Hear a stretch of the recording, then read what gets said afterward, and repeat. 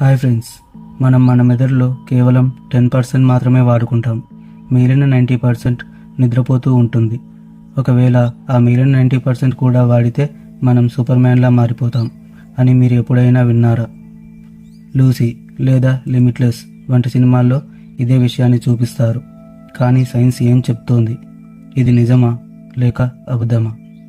ఈరోజు మనం ఈ 10% మిత్ వెనుక ఉన్న అసలు రహస్యాన్ని తెలుసుకుందాం. Welcome to my YouTube channel, it's show time. ఇప్పటి వరకు ఎవరైనా మన ఛానల్ని సబ్స్క్రైబ్ చేయకపోతే ఇప్పుడే సబ్స్క్రైబ్ చేసుకోండి. ఎందుకంటే ఇలాంటి కొత్త విషయాలు తెలుసుకోవడానికి, అలాగే ఈ వీడియో చూసేటప్పుడు కానీ మధ్యలో అయినా మీకు మన కంటెంట్ నచ్చితే ఒక లైక్ వేసుకోండి, అలాగే షేర్ చేయండి. మీలాగే ఈ విషయాన్ని వేరే వాళ్ళు కూడా తెలుసుకుంటారు. వీలైతే ఒక కమెంట్ కూడా ఇచ్చేయండి. మీ కమెంట్స్తో ఇంకా ఏమైనా టాపిక్స్ గురించి చెప్పడానికి నాకు మంచి ప్రోత్సాహం ఇచ్చిన వాళ్ళు అవుతారు. ఓకేనా?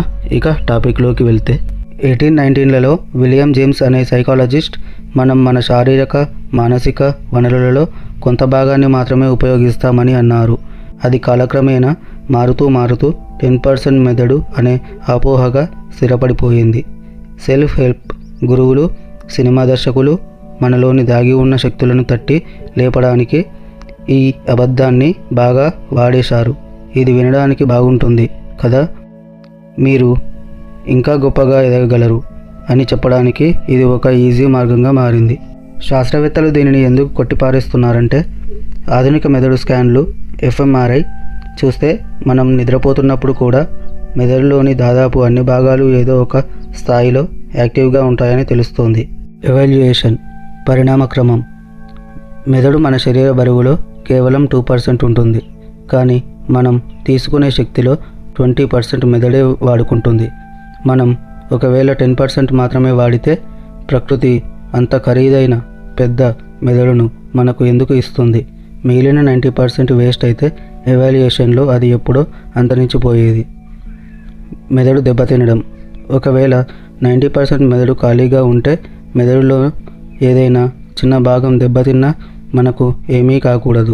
కానీ వాస్తవానికి మెదడులో ఏ చిన్న భాగానికి గాయమైన చూపు కోల్పోవడం, మాట రాకపోవడం లేదా పక్షవాతం రావడం వంటివి జరుగుతాయి.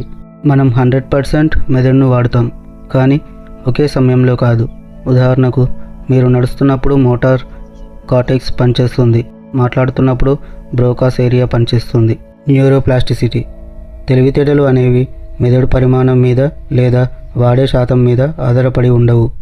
మెదడులోని నరాలు, న్యూరాన్స్ ఒకదానితో ఒకటి ఎంత బలంగా అనుసంధానమై కనెక్షన్స్ ఉన్నాయి అనే దాని మీద ఆధారపడి ఉంటుంది. మనం కొత్త విద్యను నేర్చుకున్నప్పుడు మన మెదడులో కొత్త కనెక్షన్లు ఏర్పడతాయి. దీనినే న్యూరోప్లాస్టిసిటీ అంటారు. అంటే మనం మెదడును ఎక్కువగా వాడడం కంటే మెరుగ్గా వాడడం ముఖ్యం. కాబట్టి మనం 10% మాత్రమే వాడుతాం అనేది ఒక అందమైన అబద్ధం. మనం మన మెదడును పూర్తిగా వాడుతున్నాం. మెదడు పవర్ను పెంచుకోవాలంటే మ్యాజిక్ పిల్స్ అవసరం లేదు. మంచి నిద్ర, ధ్యానం, మెడిటేషన్, కొత్త విషయాలు నేర్చుకోవడం మరియు పోషకాహారం ఉంటే చాలు. మీ మెదడు ఒక సూపర్ కంప్యూటర్. అది ఆల్రెడీ 100% ఆన్ అయ్యే ఉంది. దాన్ని ఏ విధంగా ప్రోగ్రామ్ చేస్తారు అనేది మీ ఇష్టం. కంటెంట్ నచ్చితే like, share, comment and subscribe my channel.